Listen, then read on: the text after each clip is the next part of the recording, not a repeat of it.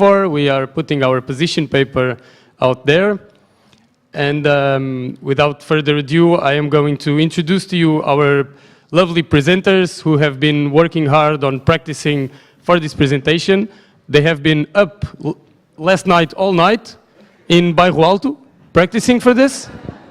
And I would like to call them on stage, João, Tomás, Christian, and Ivo.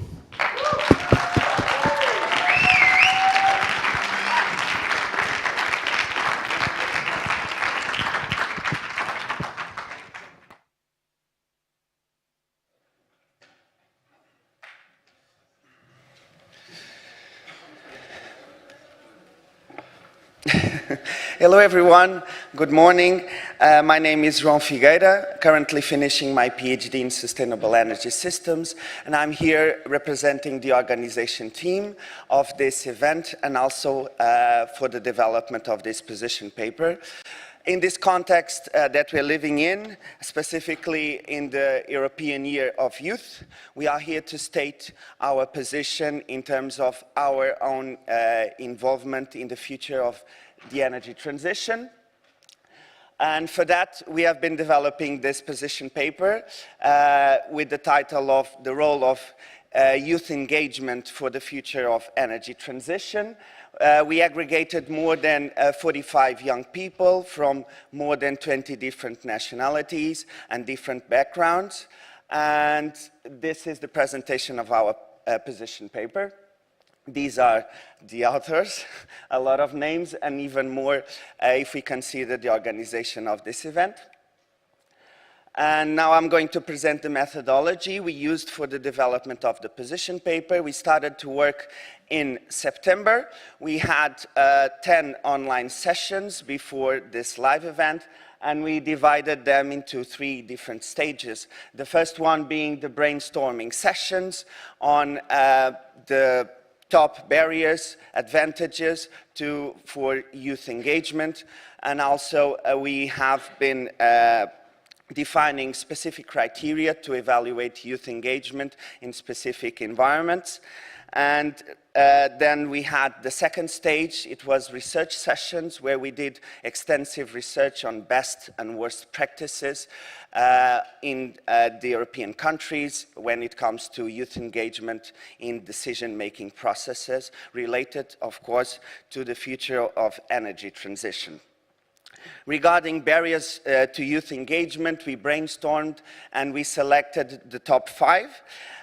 These are the top 5 barriers to youth engagement. As for example, we talk about youth washing, and it is related to youth representation without actually effective change or contribute for the sake of appearances, and also lack of information. There's a lot of youth that doesn't get access to specific opportunities and funding opportunities to actually seize the opportunities that are already being implemented.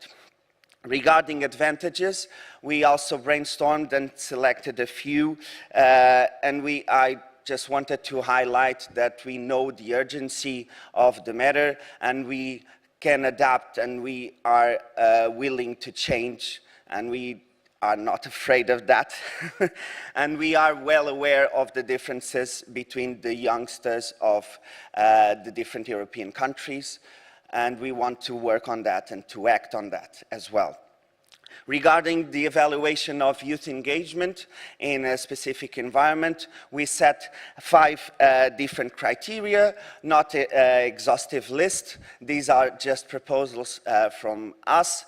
And for instance, we have the outcome-based indicators, so we should evaluate actually the effective contribution and not only representation of youth.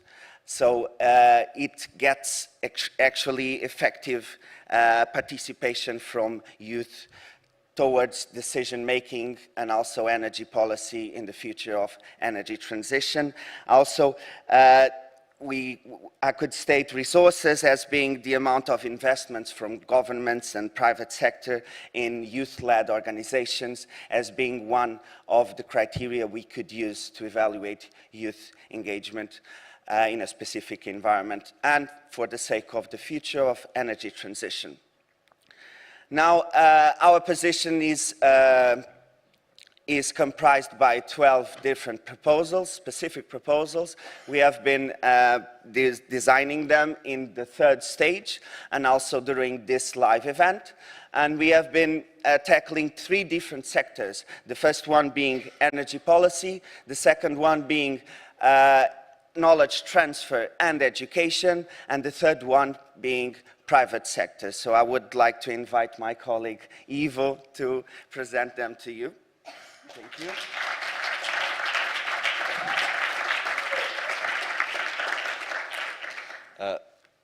Thank you very much, Joao. I'm very happy that I'll be able to start off the presentation of the individual proposals on a topic that I see quite incremental in the transformation towards clean energies. We can talk as much as we want about inclusion, investments, or innovation, but in my view, as long as the framework and the policies are not in place, many discussions, for example, also the discussions we have, will not lead to anything. My name is Ivo. I work at World Energy Council and at World Energy Council Austria.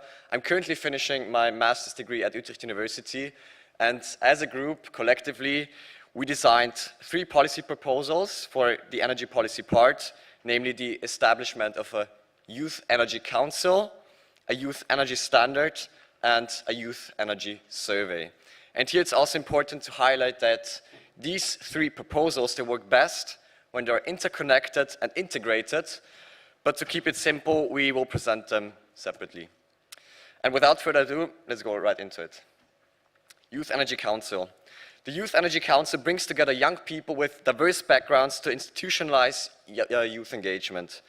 It is an advisory body at national level, and its task is to assist decision makers on the design, the implementation and evaluation of policies regarding youth and energy. And it would be also the advocacy platform for youth mainstreaming at all levels of policymaking. The YEC is established by the governments in consultation with relevant stakeholders, and a diverse set of representatives is chosen, and they're onboarded by relevant actors to get knowledge on energy and climate issues. And the activities of the Council are monitored by an annual report. On the timeline, in 2024, the YEC rulebook is to be established.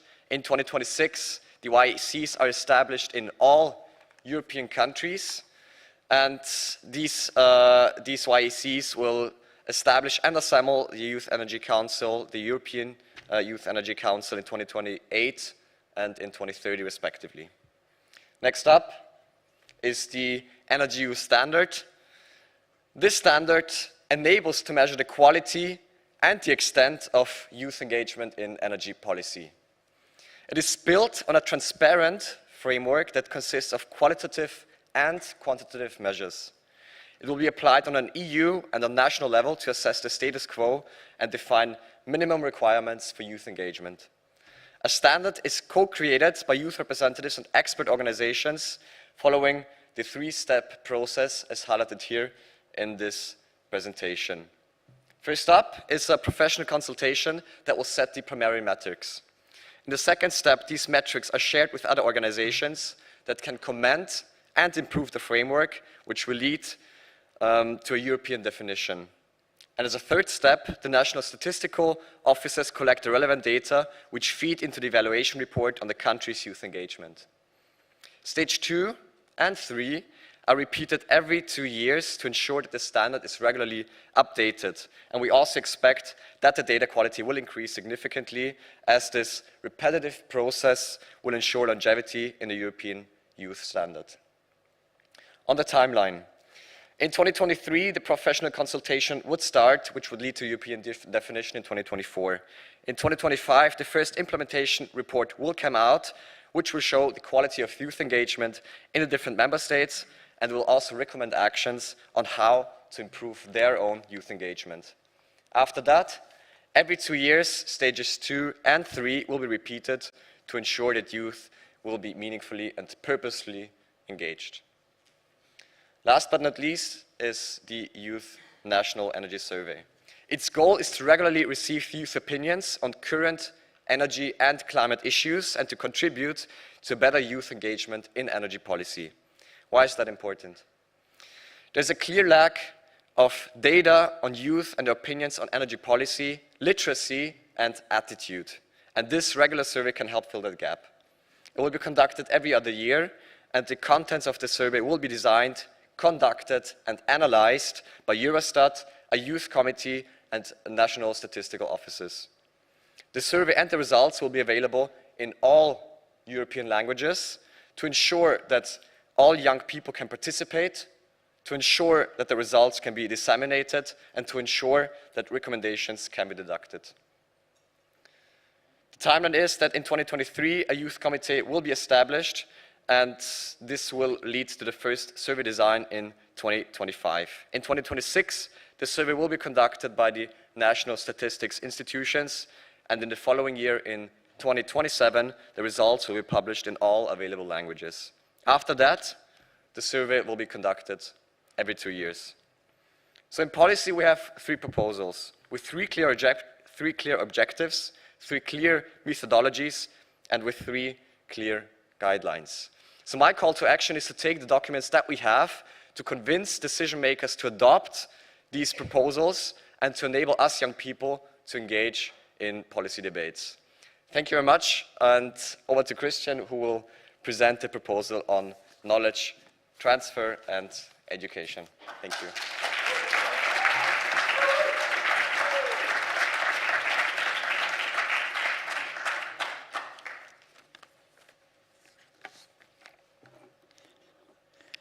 Education is often an underestimated and underinvested sector. Yet, it has an important, paramount role in forging next generation's minds and skills to tackle the climate and energy transition challenge. Therefore, our group has identified 5 proposals in the education sector, targeting different groups and needs. High school students and teachers, university students, youth not in employment, education, or training, alias youth needs, and all relevant stakeholders involved to support them. The first proposal is the implementation of energy transition workshops at the high school level as part of their natural science programs. We have realized that these programs lack a focus on energy and climate transitions, also due to the lack of qualified teachers who can do so. So we thought, why don't we train university students who have already the technical expertise to teach high school students in these topics. University students may deliver energy transition workshops on a voluntary basis and will be rewarded with additional ECTS credits to do so. The implementation of workshops shall be supported by local competent authorities. As for the timeline, the pilot curricula at the university level may start to be developed by 2024, to be then implemented in the first time by 2025. We envision that by 2030, all member states will have already innovated their natural science programs to include energy and climate transitions workshops. We do hope that Portugal, which hosted the first edition of the European Youth Energy Forum, will act as a pioneer in implementing these programs. The second proposal is called Green Skills for Educators. As we already mentioned, high school programs lack the focus on energy and climate transitions, and one of the reasons may be the lack of qualified teachers to teach these subjects. The proposal consists of involving partners from academia to develop a framework at the EU level on how to teach green skills in the educational system at the national level. The aim is to provide teachers with green skills with a focus on energy and sustainability topics and with pedagogical methodologies to teach about these subjects. Also, teachers will be empowered to develop these training materials. As for the timeline, relevant stakeholders should be engaged to develop the educational material at the EU level by 2023, with the first training on educators starting no longer than 2024. We also envision a monitoring and optimization phase in the following year to improve the implementation of the proposal as of 2025. Our third proposal is to compel universities to provide SDGs and energy transitions courses. The problem that we identified is that sustainable development goals are only dealt with in specific academic programs, despite their paramount importance.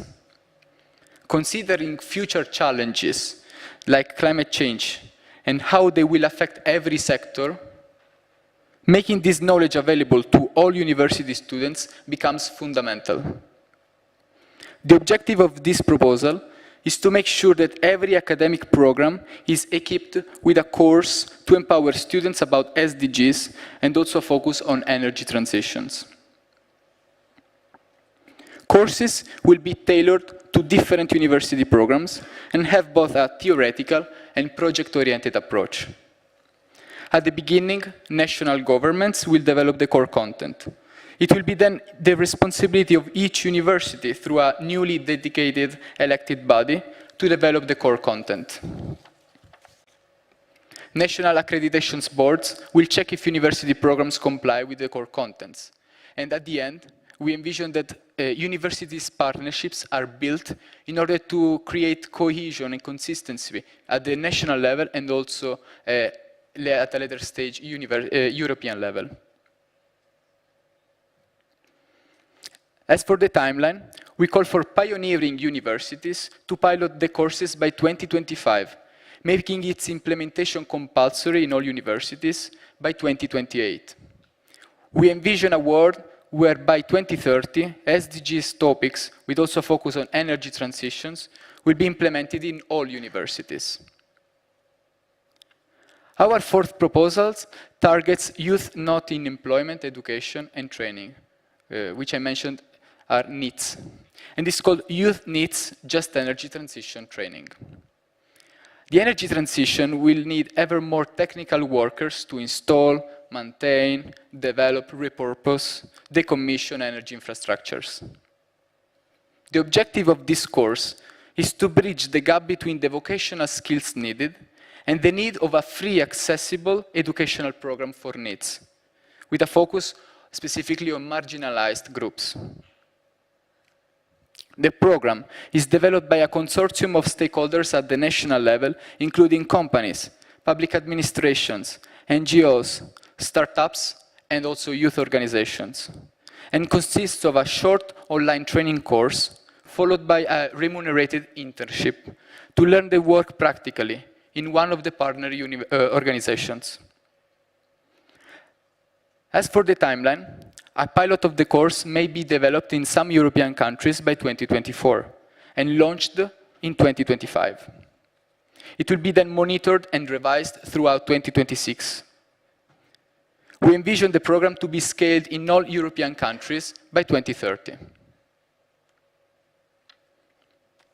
Our fifth and last proposal has a self-explanatory title because it's called One-Stop Shop for Youth Energy Engagement.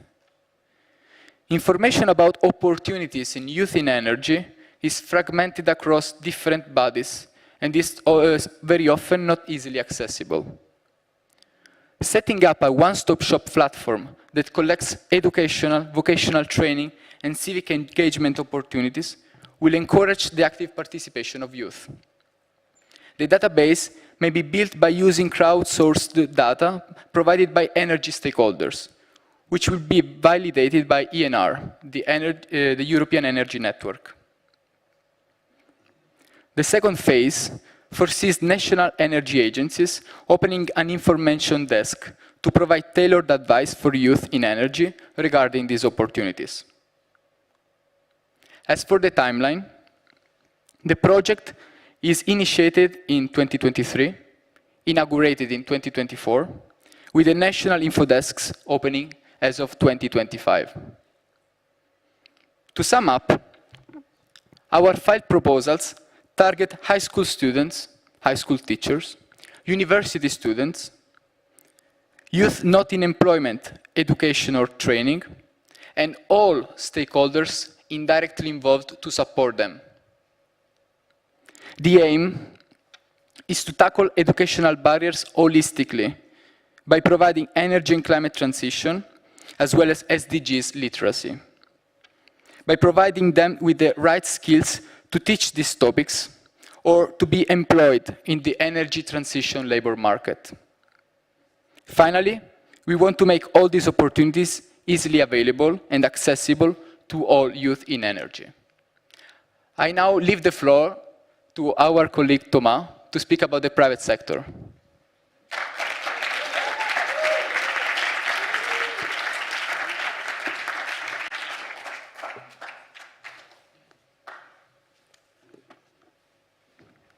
Hello, everyone. So I'm Thomas from France, studying at Bocconi and at London School of Economics, and I'm going to talk to you about our proposals for the private sector.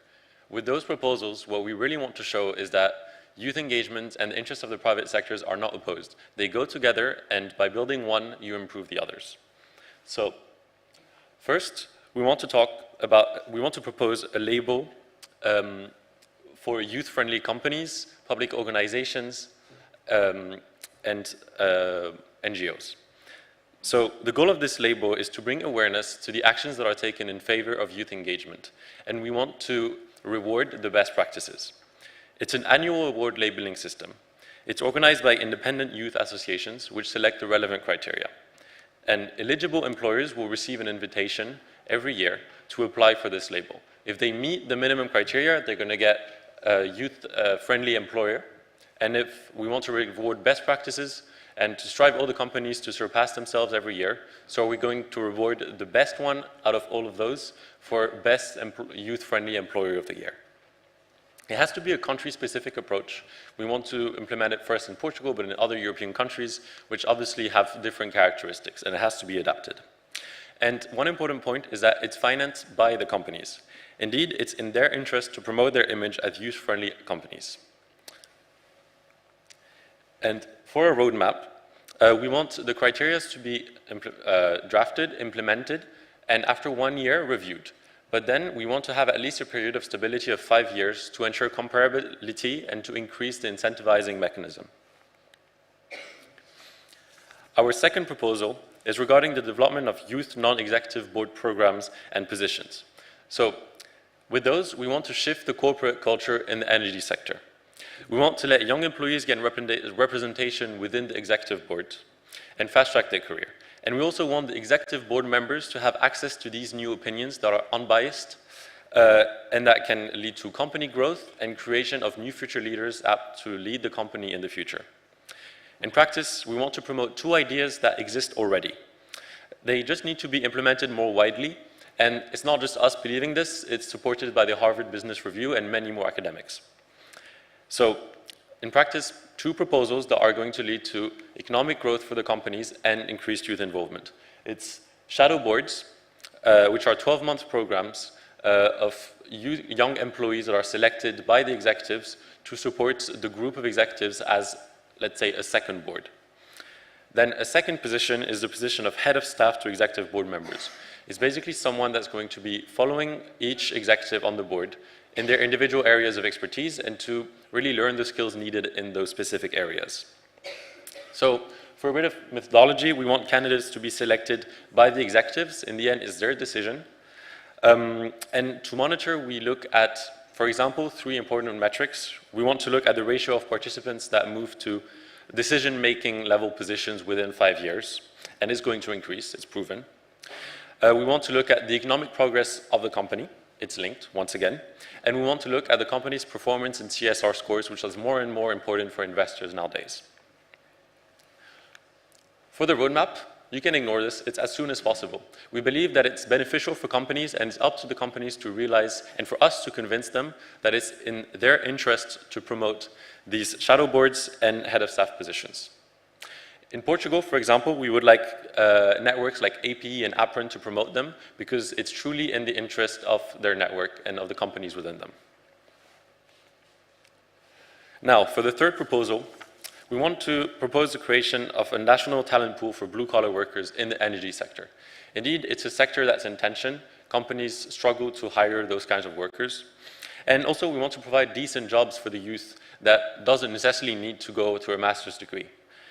In practice, it's an online platform that's created to connect interested 18 to 35-year-olds to energy sector employers with vacancies for those kinds of workers. Companies benefit by increasing the recruitment efficiency compared to traditional public and generalist employment platform or agencies. Indeed, we want it to be organized by business associations, once again, for example, AP and APRN. And we think that since it's private sector organized, it's going to have more agility to adapt to the specific needs of the energy sector, especially because it's going to be specifically tailored for the energy sector and not a generalist approach. It's a platform that has to be national, in our opinion, to let national companies use national talent of their youth. In many countries in Europe, not necessarily in Portugal, but youth lack opportunities in the energy sector at all levels, and especially at those more technician levels. And for a roadmap, here it is. We want to implement it as soon as possible, starting with a more narrow scope, and then expanding it generally to the larger energy sector. And finally, for the final proposal of the private sector and also of this whole position paper, we want to talk to you about work-study programs in the energy sector. We want to overcome the difficulty of the youth to find work-study opportunities that allow them to work on the job, learning by doing, while studying. We want to do this by creating balanced work-study opportunities accessible to the youth regardless of their financial means. So it's based on programs that already exist in other European countries. It's nothing new, it just needs to be adapted to each country's specific characteristics, for example, here in Portugal. And it comprises of an agreement as equals between work-study students, companies, and universities, which organizes the students' weeks from the beginning of their studies between the company and the university.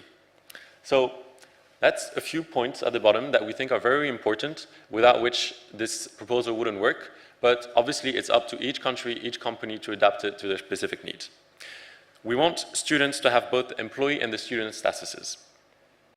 We want them to split their time according to a predefined calendar between companies and universities so that they really learn the skills that they're going to need as proper employees over the long run. A university degree can be for 3 years. It's much longer than an internship, and they can really, truly integrate the workforce directly afterwards.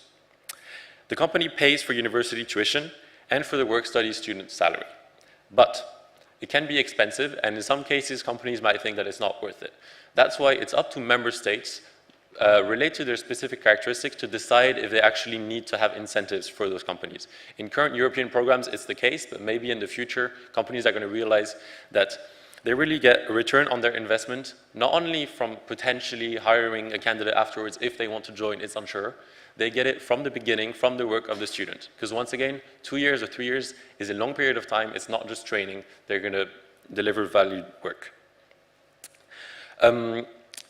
And all types of post-high school education can be eligible, whether it's PhD, master's degrees, bachelor's, technical degrees. It's up, once again, to the different educational systems, which vary a lot by member states, to adapt it to their situation. And finally, for a roadmap, we first want in each member state to have a discussion between all the parties, universities, student organizations, and companies, to think how to adapt these proposals and the programs that already exist in other European countries to their specific settings, and to create guidelines for these work-study contracts agreements. Then programs should be promoted by the actors, all three of them. It doesn't have to be led by the government. We believe it could also might as well be led by the companies themselves, especially in the energy sector. And the guidelines are implemented, the first contracts are signed, and students start to work and study at the same time, gaining the most valuable experience possible. Finally, we want a yearly assessment of this. We should monitor the program and include student satisfaction, retention rates, and the manageability of the workload. These factors are very important, and they need to be monitored and adapted if we realize that it's not working from the first try. There can be some trial and error, but we believe that over the long term is going to be beneficial in every European country in one way or another. So that's it for our proposals, all 12 of them. Thank you for listening to us. We've worked on these 12 proposals, us, the youth, to benefit youth engagement, which in the end is also made to benefit private companies, universities, academia, NGOs, and society in general, to help them in their energy transition. We believe that our proposals will substantially improve youth engagement in the energy sector, which is crucial to achieve a just and sustainable energy transition. Thank you.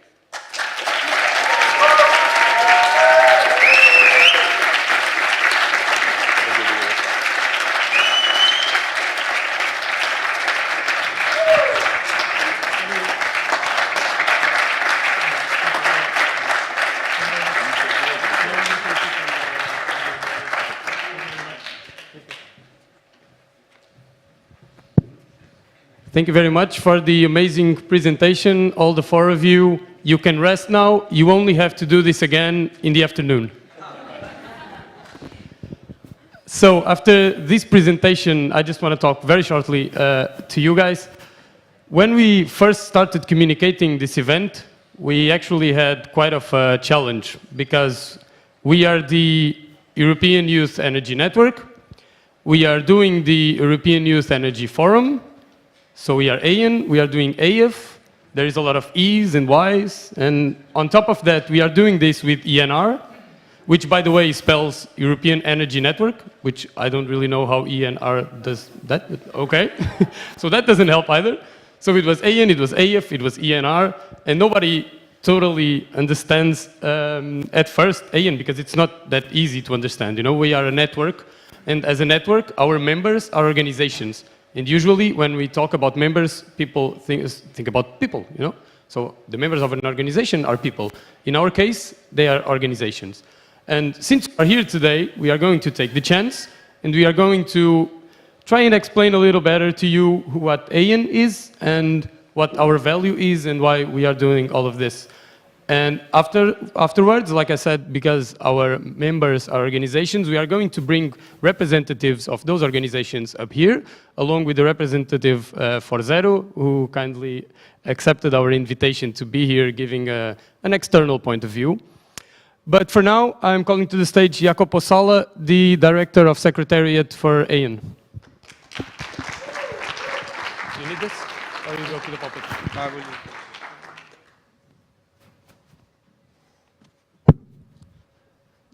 Thank you, Tiago, that you set the stage. Somebody stole the pointer here, I guess.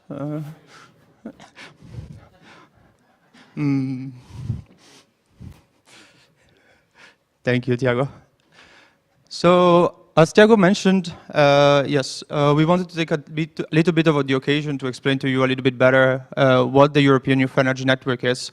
And first of all, before I just start, I would like to congratulate to all of you for the work that you have done for the position paper, for the realization of this event, not only on the organizing team, but also for the participants that you make it very great, and for the sponsors that made this possible. Otherwise, this was not going to be possible. And as the European Youth Energy Network, as the subtitle says, we place youth at the heart of the European energy transition. This is our mission and our vision for the network and for the work that we do every day. But what is exactly that we do in our work? Because we are not only the forum. What we do is that we build networks, first of all. We coordinate youth energy-focused organization through cross-organizational cooperation and connect with the relevant stakeholders of the energy transition.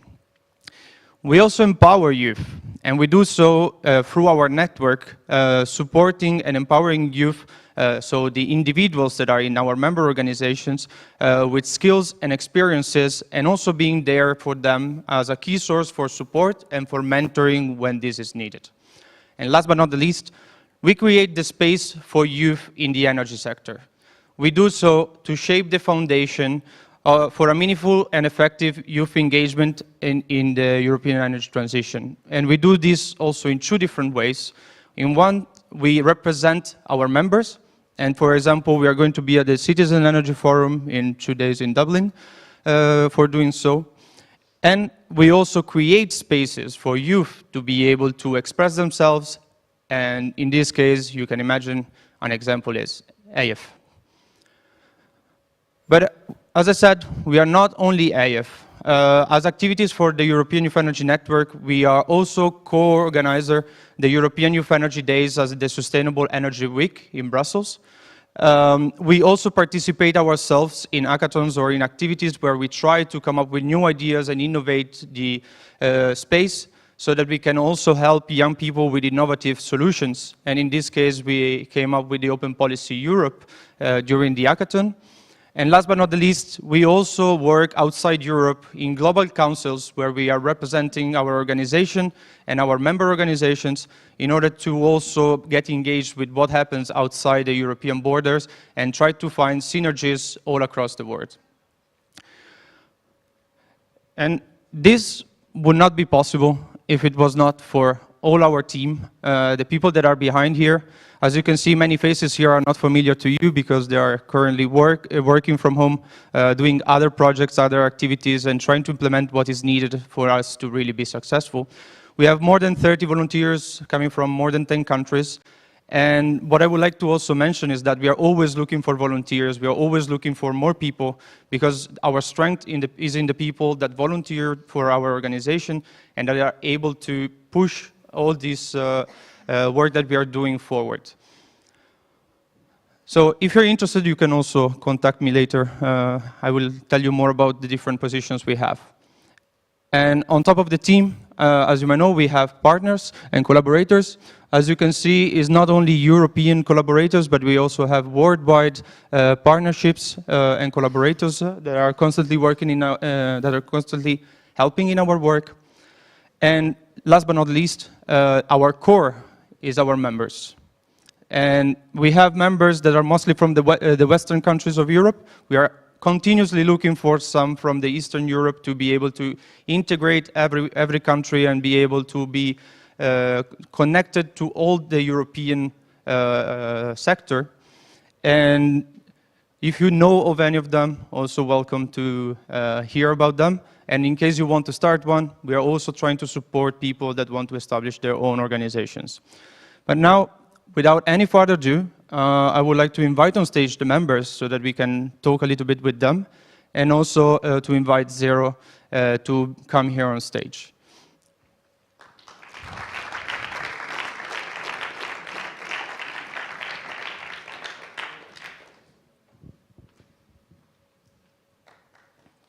Thank you, guys.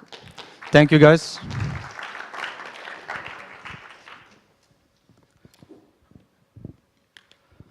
So today we have here Mariana from FELPT.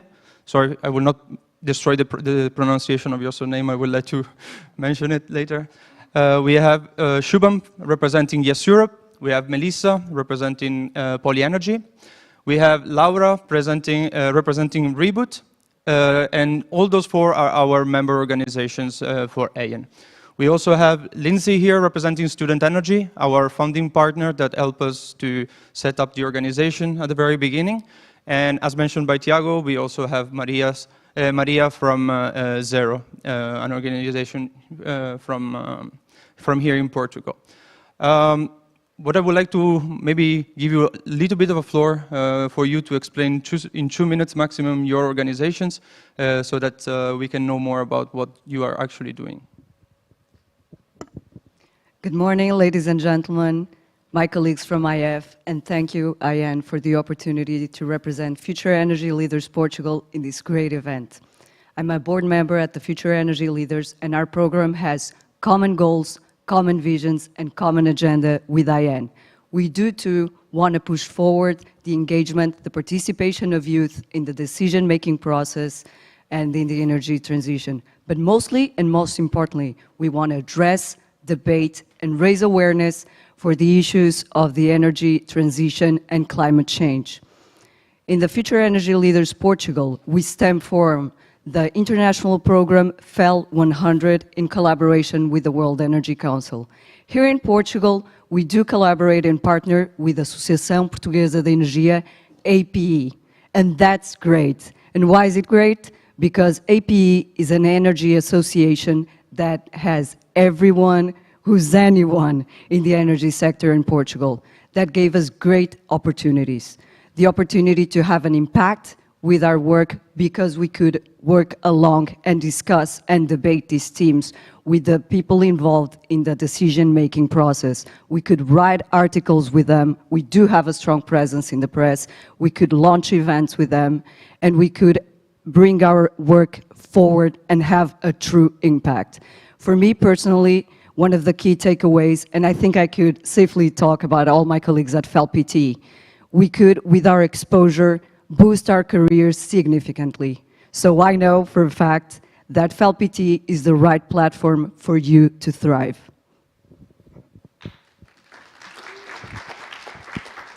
Thank you, Mariano, for the presentation. Shubham, you can go. Hello, good morning, everyone, and thank you, EYEN, for allowing me to represent Yes Europe with the platform.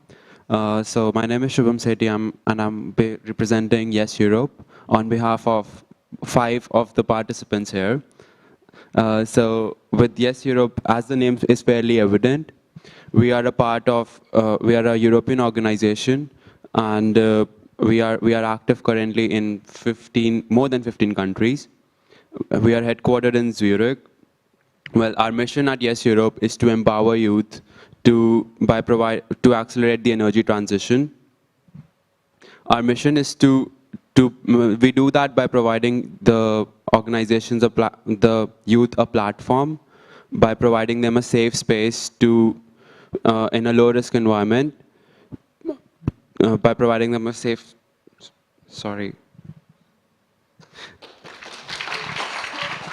You're doing great. No worries. Well, yeah, okay. So we do that. I'm just going to keep my notes away. It's easier. Yeah. So we at Yes Europe empower youth by providing a safe space to help develop leadership skills and also allow for a lot of knowledge sharing between the organizations. As we are present in more than 15 countries, we focus on the local problems for everyone having a European perspective. Well, and talking about why we are here, Yes Europe was also one of the founding partners of the EYEN, and because EYEN is also focusing more on the advocacy level, it helps us collaborate better with the Yes Europe because we can address the local issues while we partner more with EYEN. Well, one of the main events that we organize at the Yes Europe is the annual conference, and one of the leading, which the next year would be organized in Greece, and we also have a member here. One very good example of how we at Yes Europe are empowering the youth is the fact that we have our vice president from Yes Europe present here, and I'm here representing the organization. So all of this would not have been possible without the flat structure that we have here, and because we do not believe in having too much of a hierarchy, and that helps us grow and empower everyone within the organization. Over to you. Thank you, Shubham. Good morning, everyone, and thank you very much for giving me and Polyenergy this opportunity. I'm Melissa Mani, as you can see, and I'm the treasurer of Polyenergy. This is a no-profit student association that was born in 2018 in Politecnico di Torino. This is the area where we mainly operate, I mean in Piedmont region, but we also have collaborations all around Italy with companies and other student associations. Our members are young people, mainly students, I would say, but also young professionals that go from 18 years old to 29. And another characteristic that we have is that we all have an engineering background, but I mean, we have people from data science. I am a management engineering student, so we have, yes, engineering backgrounds, but different ones. And what do? We try to bridge the gap between companies and academia, first of all. And we also try to empower people with soft skills. We also try to organize events in order to disseminate about topics such as environment, sustainability, and energy. How do we do that? By organizing events, such as conferences, panel discussions, hackathons, and for instance, we collaborated with Yes Europe last year for the annual conference that was held in Torino.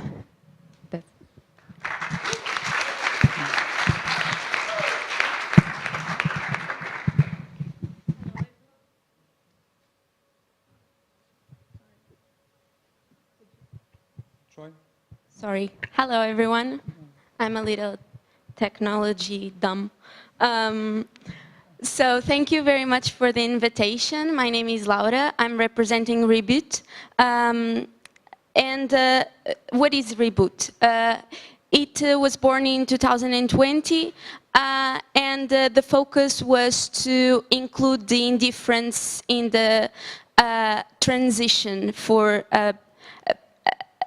restoration of our planet. So our main focus is to tackle the literacy issues that we see around us. The energy is a very complex theme. Sustainability is a very complex theme. So we try to make that information accessible in order for people who don't study these fields or don't act on these fields are embraced in this change and see a way of performing better, change their individual habits and make part of this change. And like Melissa in Reboot, like Melissa said, in Reboot we also do that through communication in our social media, but events, hackathons, talks. So we try to engage with the audience and essentially focusing in youth, because we also believe that there is where there's a room to really improve, and youth is the future, so probably if we focus on that, we can build a better future. And I think that's it.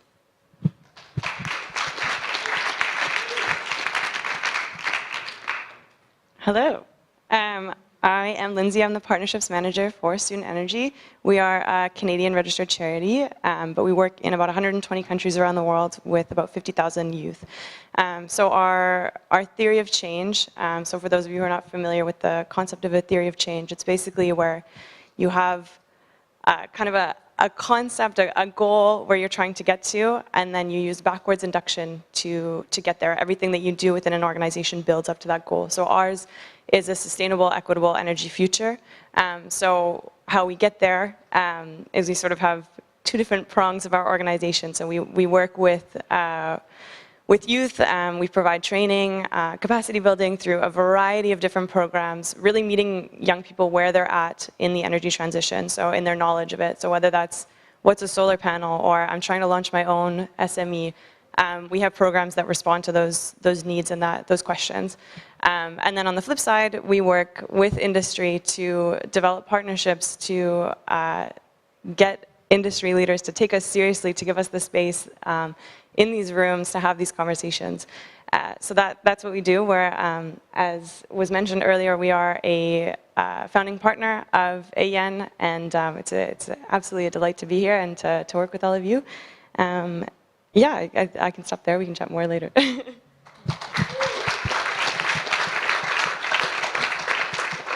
Good morning, everyone.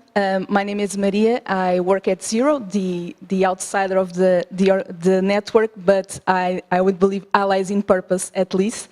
I'm a project manager and policy officer at Zero.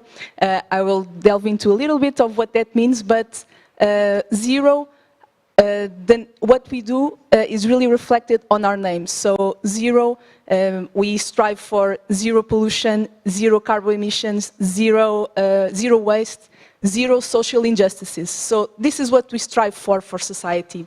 And we work to integrate these principles as structuring principles in Portuguese society, because we are an environmental NGO with a national scope. So we are Lisbon-based, but we have people working on several points in our country, and we also do some work on EU level. But what we do exactly is we are about 20 people working full-time at Zero, and we are divided in several working groups. I work for the Energy, Climate and Mobility Working Group, which is the most representative of people working, because it's such a broad issue and with a lot of work to be done with the climate crisis. And I don't think I need to get into the details of it. But we also have people working with water issues, soils, biodiversity, agriculture and soil management, and new forms of economy. So this is our broad scope of intervention in society. And since we want to make these principles, these sustainability principles, structuring in our everyday lives, we work with all of society, let's say all of groups of society, from top to bottom, from decision makers at the national level. We do a lot of advocacy work in national policies, EU policies, because we are integrated in a lot of European networks that work on several environmental topics. But we also work at the local level, so with teachers, with kids, students, and we do have a really broad approach on everyone we work. We strive to work with everyone. Everyone is important to involve in these issues too. So we strive to do that. So it's a lot of work, but it's also really rewarding, I would say. But yeah, that's what we do. And yeah. Thank you. Thank you, Maria, for the talk. Actually, if you can keep the mic, I think the other microphone should work, but you need to talk on it to make it work. Hello? No. Okay, no, mic check. No, it's working. Perfect, so we don't have to have this constant flow.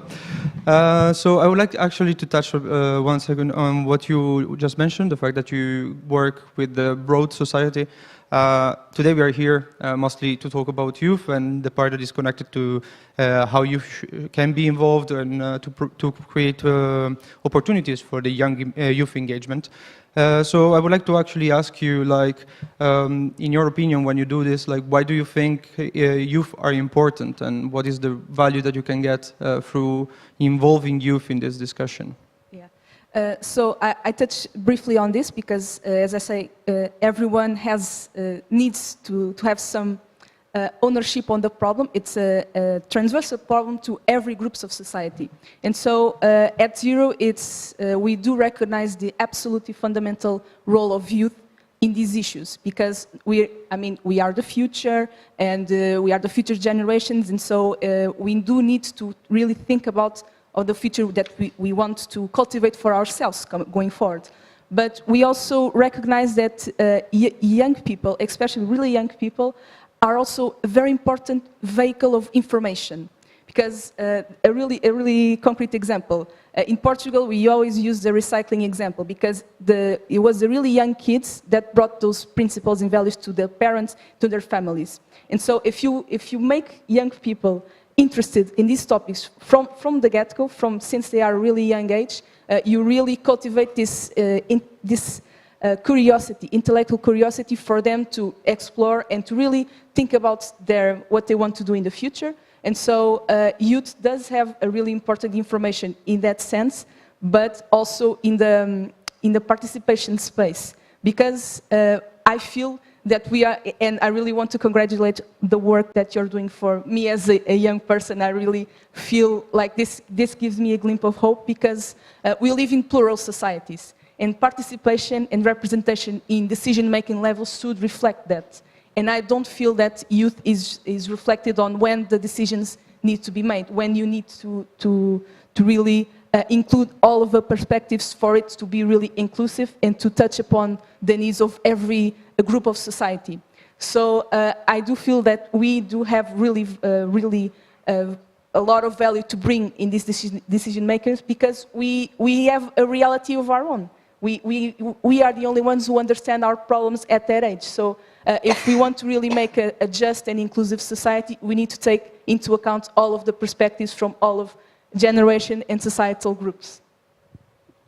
Perfect. Thank you very much for the overview, and also for bringing in the experience from the actual work that we as young people are also doing in terms of advocacy, and presenting a few points connected to this.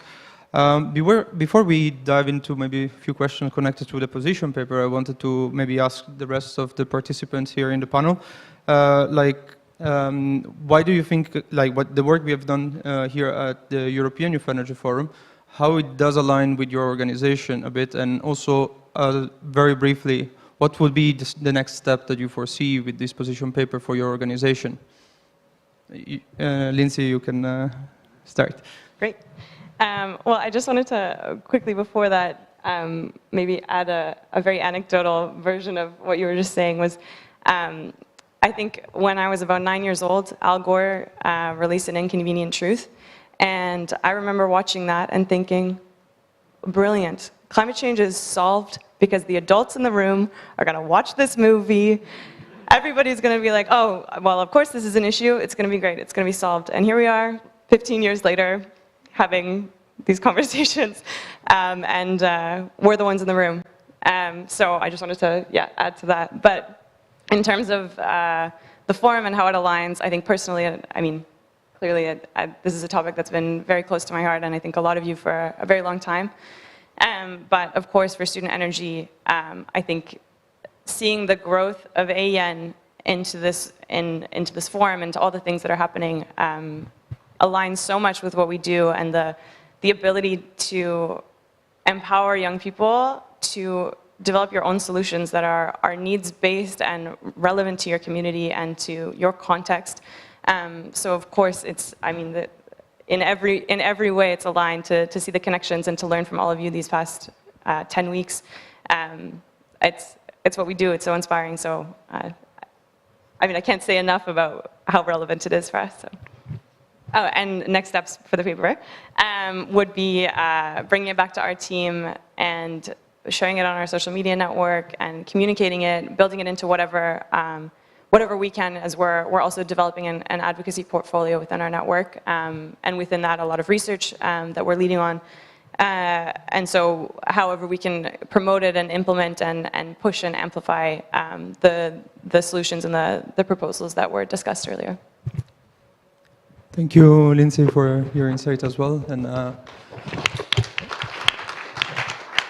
also, as a European Youth Energy Network, I hope, like, for next year that maybe at the Student Energy Summit we are able to touch upon some of these points and maybe bring them further and try to see if we can also expand them worldwide and try to see how this can be done.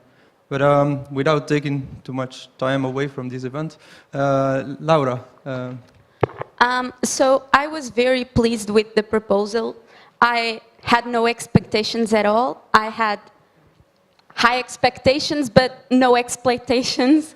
And I was very surprised, especially because this is focused on energy, but the proposals you give are quite spreadable to all fields of knowledge and action. So this is really youth empowering proposal and not so much as an energy thing, and that really excited me because I think this can be really the beginning of young people being given the attention they need in the decision making. Another point I would like to applaud is the solutions orienting, because we now see that there's there are big movements concerning sustainability and climate change, and they lack a lot of real concrete positions and propositions and solutions. And so I think this can really be the thing that moves us forward. And in Reboot, I think we are totally aligned with this perspective, as we also, first of all, we try to provide literacy in such matters, and I think all the projects concerning literacy and education are completely aligned with our mission, and we even, I would suggest, keep in touch to pursue these kind of workshops in the more premature level, and kind of building something that can then be more materialized to be presented forward. So I think that's something we can work and should work on, and it's very important, and I thank you all for having done this job, because it needed it to be done.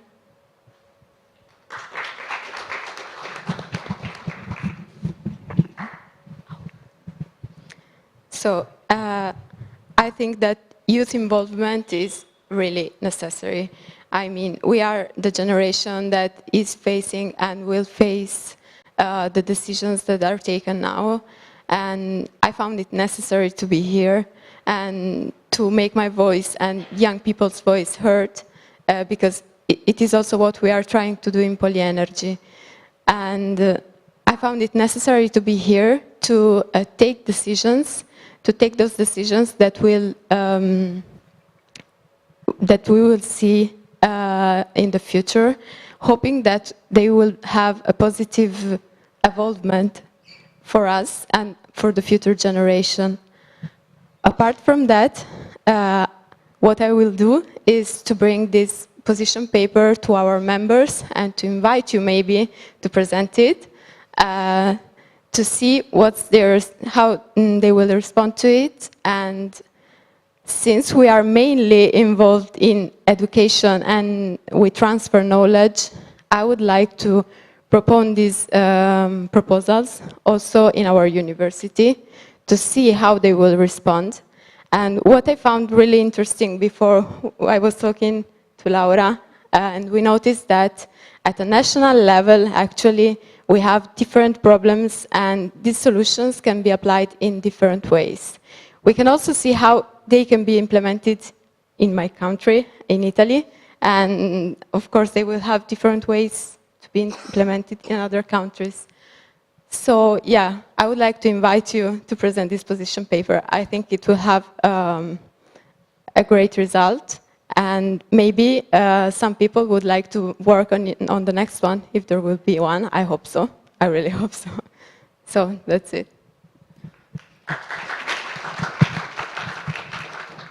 Yeah, thank you very much, Melissa, for the invitation in case. And I think we have a lot of people that work for it. If I were to come and present, probably we'll steal the stage to who did actually the whole work.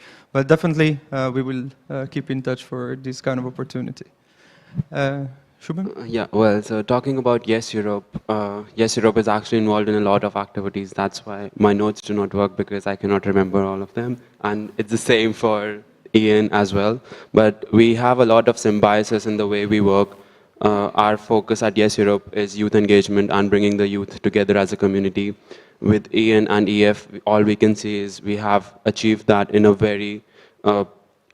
very significant way. So a great round of applause for that. But yeah, so bringing the youth together, building the community, that's one of the things that Yes Europe and EF has in common. Talking about how Yes Europe can work towards pushing this policy document further in the local communities. We are operational in more than 15 countries. So we within the organization will try to push it through our local, at local level to the root level. Because as Melissa also mentioned, a lot of different countries have their own challenges, but the policy document being developed is broad enough to be implemented in different countries in different ways. So this is one thing which we will strive as an organization to push together through our local members. Well, on a personal level, I've already started talking about some of the private company policies that were proposed within my own organization. So I'll urge all of you to do that as well. Perhaps we can also make some changes in our own organizations. Well, I think, yeah, that's more or less it. Yeah. Thank you, Shubham, for this insight as well. And now, Mariana. As I said, at Future Energy Leaders Portugal, we do share a common vision, agenda, and goals with EYEN. So I'm a firm believer that whenever important causes and difficult causes, we need to stand together to be stronger. So it's only logic that FELPT would like to unite with EYEN in this initiative. I take also this opportunity to congratulate EYEN for launching this amazing initiative. I'm very proud to be part of it, as I believe this position paper is the first step for us to materialize our wishes and desires. On the side of FELPT, I can assure you that we will try to disseminate this position paper. We do have a strong presence in the press, and we will try to reach out to the people we have been collaborating in decision-making processes for them to push some of these proposals to actually be implemented in Portugal.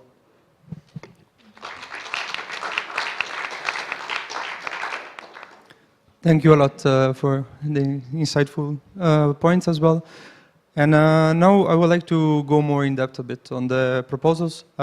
We invited here Zero as an organization external to the process that we've done here, but that is involved with the policy making. And in order to understand also from your side, like there was like one or two proposals that maybe strike you, or in general, can you tell us a bit more like what would be, in your opinion, the best way to go forward so that we have the most impact out of this position paper?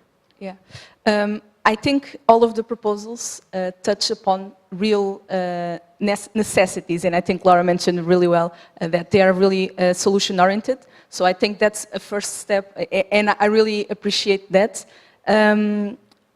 I can't really say that there's a proposal that I totally love, because I love them all.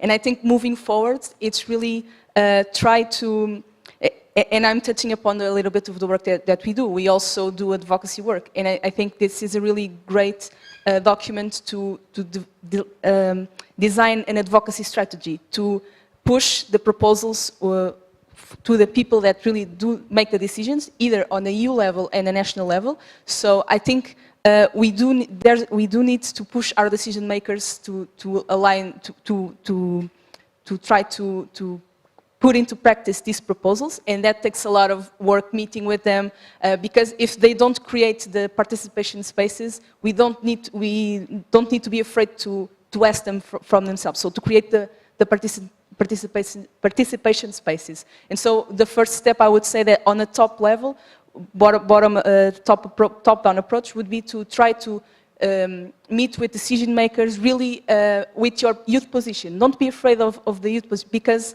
if they really are representing societal interests, it's in their best interests to meet with the youth and to really listen, because we are the people that are going to vote in the future. So that's one point.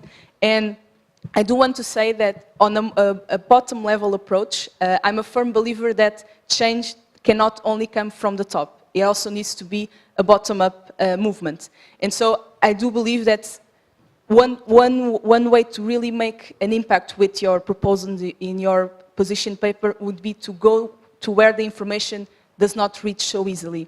So try to move away, not entirely from the big city centers and where people are really concentrated, and go to the places where energy issues are, at least in Portugal, in the north of the country, energy poverty is a deep-rooted issue. And so if you try to reach those places and engage with the youth and the older people there, showing that you are doing the work, you are concerned with the issue, you are trying to strive for change, I think that's a way to really enlarge the scope of impact of something like this will have. So I would say building up on our work is to devise a really smart advocacy strategy, because we are young people. No one knows any better than us how to navigate social media, how to be creative with our communication. And I think that's a really first step to really reach out to all of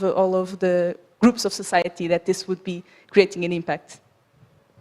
Thank you a lot, Maria, for the insight. And yeah, I also agree very much with this point, that we really need to do the work of going outside there, communicating with the right people, but also, as the moderator was constantly mentioning, we also should use our best potential tool that is in our pocket.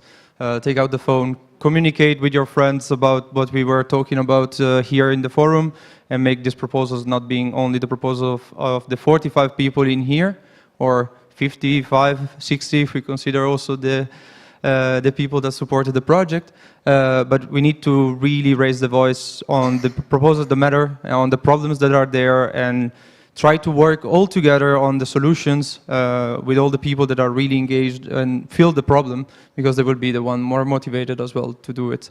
And no leaving behind the older generations, because otherwise it will look like a war more than some help that we want to give them.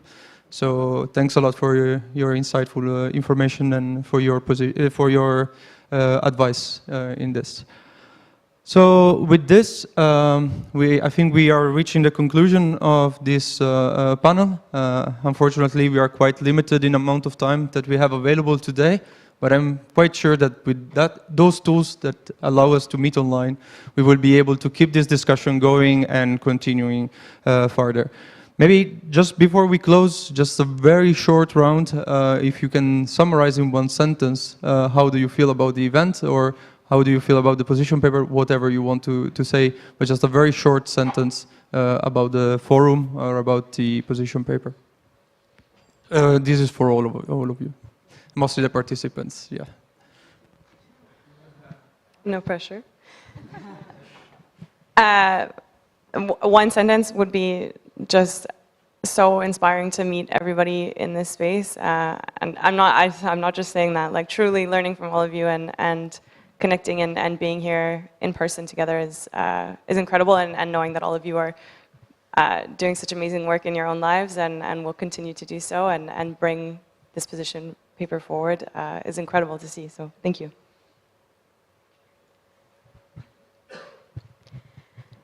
So I would like to say that, as I said, it's really beautiful to see that there are a lot of people. And the thing that I like the most is that we all have different backgrounds. Like, there are not only people with technical skills, but also I have seen people working in policymaking, and it's really something that I like, because, I mean, it's an issue that we see in our everyday life, regardless of what we do or what we study. And I truly believe in that, since my background is different from what I'm doing here. And so I would really like to thank you all for the opportunity that you gave us, because it's amazing. And yeah, I hope you will repeat it next year and even over. Thank you. There is a lot of choice. I prefer orange. We at Yes Europe have orange as our logo. Yeah, branding everywhere, right? Yeah. Good. Well, okay, so for me, to summarize, I would say yes, energy transition should be just and inclusive, while making sure that the interest of none of the communities are undermined. And being present here at IF, collaborating with all the youth organizations, we are ensuring, and also by delivering the opposition paper, we are ensuring that especially the interests of the youth and the future of the youth is not undermined. And that's a huge step to making sure that we are actually acting on the causes that we really care about. As I mentioned, I think this is a great initiative. And if I need to put it in one sentence only, I would say, let's push forward this agenda.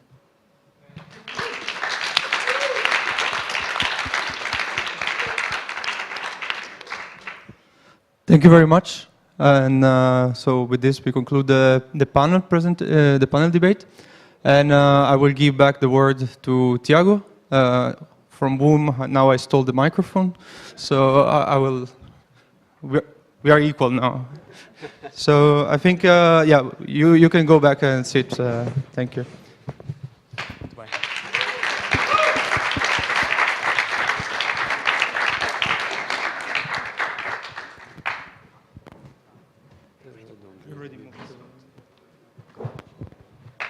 Thank you very much. That was a very interesting discussion panel. Very wise words, and thank you again. Our members are obviously our main point and very important, as well as our volunteers. But we could not do this without help. And so thank you for ENR as our co-organizer, and EYEN as sponsor, as well as Pavilion and GALP. So we have reached the closing session, and because we need partners and we need help to do what we need to do, we are very proud to announce that we will be signing a memorandum of understanding with ENR and EYEN. And I would like to call to the stage Nelson Lage, the president of EYEN and EnR.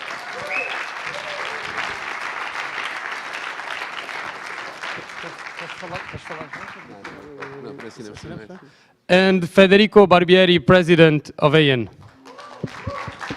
Temos o folha ali, querem assinar aqui sentados? Presidente da ADEMPA. President of EYEN, right? Did I by name, yeah. But it's a lot of E's and Y's and A's and A's.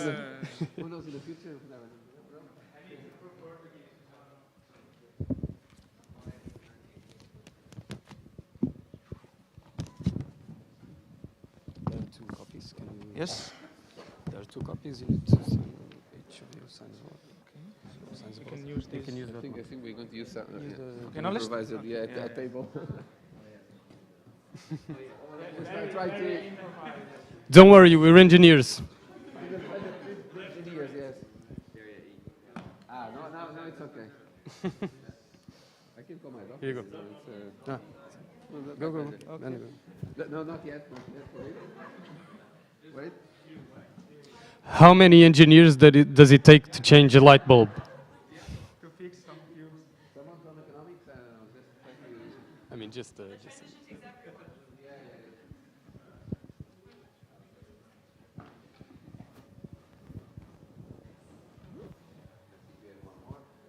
There's.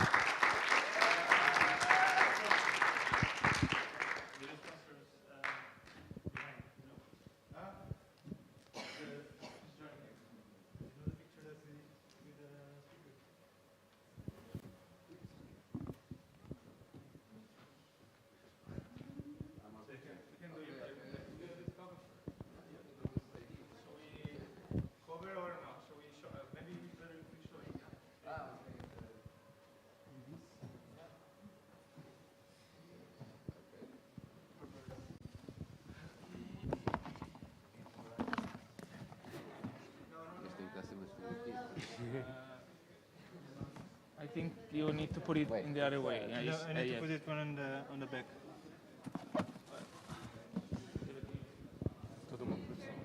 Isto é tudo uma produção.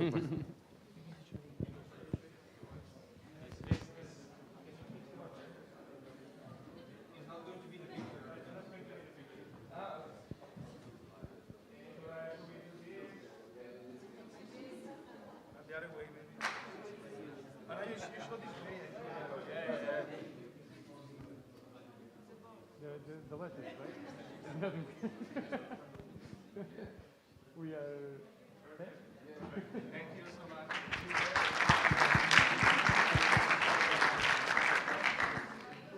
Diz agora umas palavras, não é? Não, agora é ele, depois sou eu.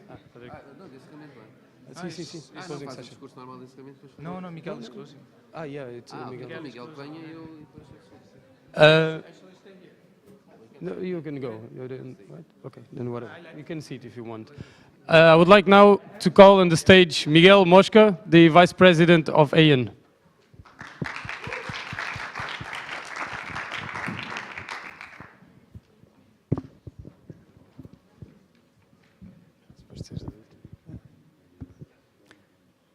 Okay, so I understand I'll start the closing session.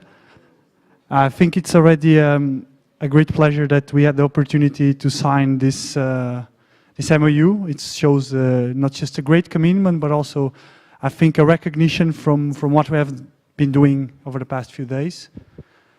And maybe I'll just give a few words on how actually this has gone from the past.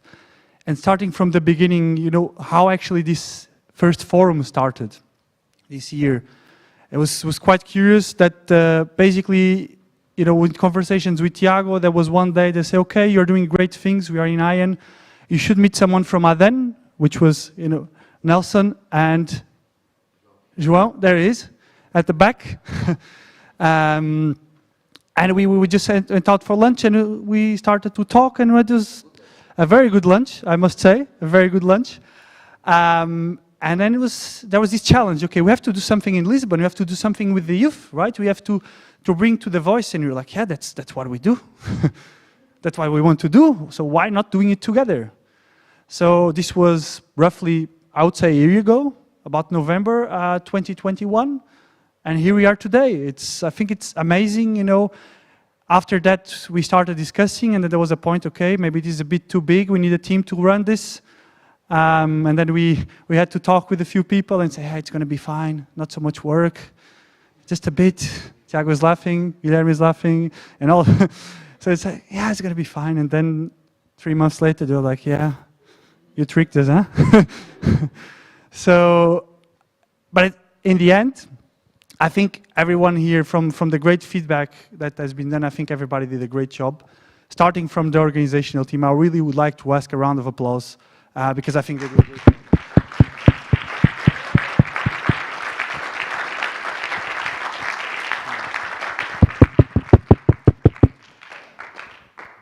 In fact, the second part, I think it comes amazingly when most of you in this room came along, say 3 months ago, starting preparing the event. At the beginning we discussed, okay, let's do everything in 3 days, and then like, that's not going to be possible. 45 people, you know, I saw you discussing 10 minutes before the presentation and you barely could agree on a few things, right? So imagine having 3 days discussing what to present. Of course this would not be doable, so it was great that we started this path, this journey 10 weeks back of today, and you got it today with a great presentation, and I think this can be acknowledged. And I would ask again a round of applause for that.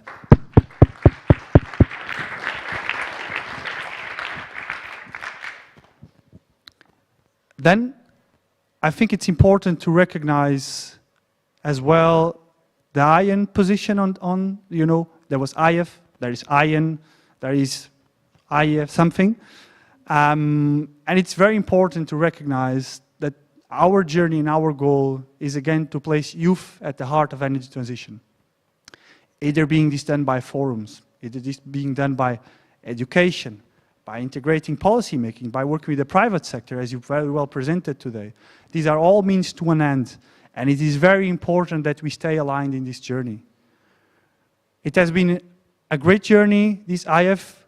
We look forward now for the next year's IF, of course, and it's great also to see the traction of a lot of people already coming and talking with the organizing team and say, hey, yeah, we want to help next year. How can we do it? I think this just shows the value, not only from the event, not only from the participants, but also from the vision that we have with EYEN. It was mentioned from one of our partners, from Student Energy.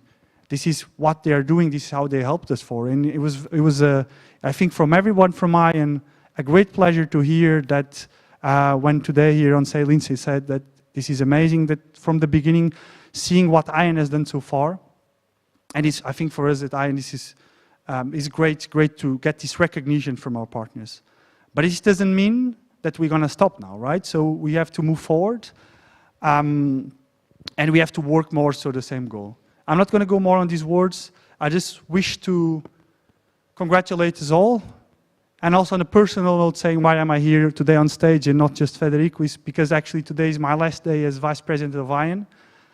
And this is why I came here to, it's not a goodbye because I'll still be involved, but I took this personal decision and I just wanted to give some words to everyone that I've personally worked over the last 3 years to make this together. And it couldn't be better for myself and I think for the organization to come up with this great milestone of which is organizing an event in Lisbon, an event with Lisbon to Europe, which is very important, and Europe to Lisbon. So with that said, thank you very much for being here with all of us today. Great pleasure of signing the memorandum of understanding, and let's look into the future and continuing doing great things as we've already been doing. Thank you.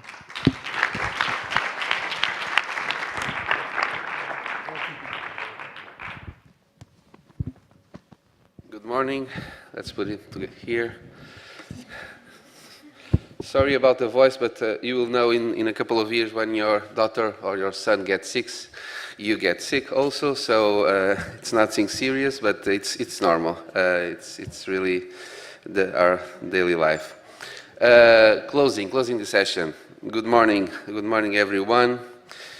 It's a closing of the works, but you still have some interesting agenda today and tomorrow. So it's more than sort of a closing your works.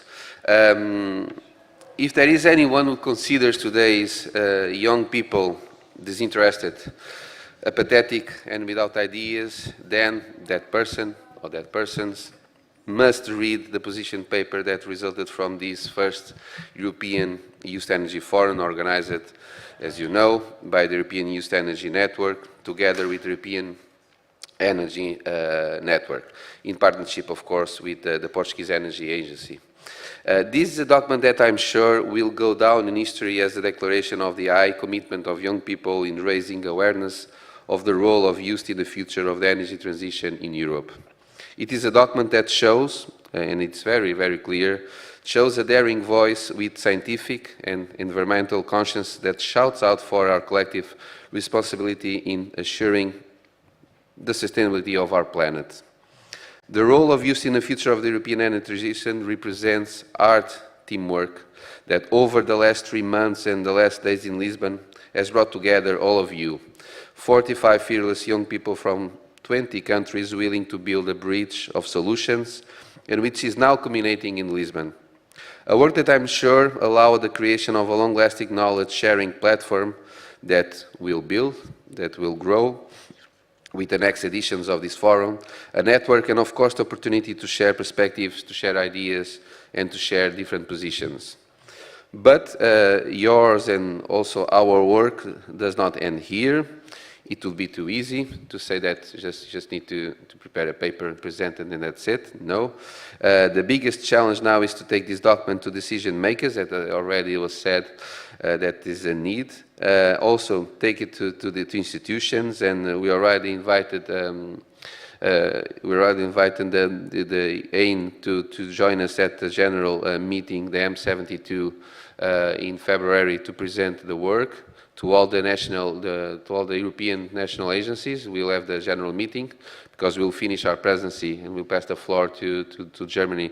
So we'll have our General Assembly, and we would like to have some of you presenting the paper and also presenting all the ideas that comes out from this paper. So that will be one of the moments that I'm sure you'll have the opportunity to present this amazing paper. So it's necessary really to take this paper to the most people we can and show them that it's really urgent to engage young people in the public policy making process, in research and innovation, and knowledge transfer in education, companies and NGOs. The position paper that comes out of this gathering should also serve to awaken conscience and show that it's possible. It's possible to add innovation to the labor market that values young staff, managers, economists, researchers, entrepreneurs, and all those who fight for the profound transformation of energy and of the opportunities that this paradigm shift brings to society. We really know that the world is in a climate emergency, and Europe is experiencing the most severe, the most serious energy crisis in all time. It's really time to act. And it's time to calling you, the new generations, to this fight. The generation most interested in the future of our planet, and the one that can save COP, because COP needs to be saved, as you all know, and you saw the results of this COP. COP needs to be saved, otherwise we'll finish. So you can save COP, you can save also our future. And it's because of your innovation that we will have cities with new approaches to public transport, new architectural conceptions of buildings and public space. We need also your knowledge and commitment to accelerate the production of renewable energies and strategy for saving and local energy production. Young people must be called to think about the reorganization of territories so that they are prepared for the consequence of climate change. But the most important thing is to ensure that everyone is part of this change, and that democracy, our democracy, is reinforced. I want you to know that ADEN, the National Energy Agency, the Portuguese National Energy Agency, and ENR are on your side, and we want to continue this journey, which is now starting, to develop new projects and partnerships in all geographies and with an ever-increasing number of energy agencies. We are all made for this moment, and we will seize it so long as we seize it together. That's why we signed today the MOU. That's why we want to keep the journey together with you. And I'm sure that we'll have a lot to done in the next years. I will finish this working closing session. I'll finish this session with a Dalai Lama quote that says, "There are only 2 days in a year that nothing can be done. One is called yesterday, and the other one is called tomorrow." I would say let's focus on today. We have that day free to do something. Let's focus on today. Let's shake up the present and build the future. You really never had better tools to make the difference, and that was said on the panel. And you can really do that difference. That's inevitable, but requires a lot of struggle, a lot of hard work. And I'm sure that you can do this hard work, and you can really face this struggle. Don't rush the path. That's an advice of someone that really don't consider so old, only probably 20 years older than you or a little bit less. But don't rush the path, okay? You are already part of the energy transition. You are already leaders. And you are leaders of what we can say, leaders of the future, in leaders of the solution generation. That's how I would like to call you, the solution generation. So thank you for the EYEN, European Youth Energy Network team, huge one. ADEN, also thank to ADEN and ENR team, also huge. I won't say the name of everyone, but a lot of people worked during these months to prepare all this. And of course, I would like to especially thank to Tiago for the coordination of our work at ADEN ENR and bridging with all of you. And finally, and just finally, because it's never too much to thank everyone, thank you really to each one of you that were here in Lisbon. Thank you for the amazing work that you did during these 3 days, but not only 3 days, but all the months. And enjoy the rest of the 2 days. For those that can stay the rest of 2 days, enjoy Lisbon. And let's keep in touch, okay? We all have our social networks on fire, so we just email, just write, just tag, and let's keep in touch. Thank you very much for everything.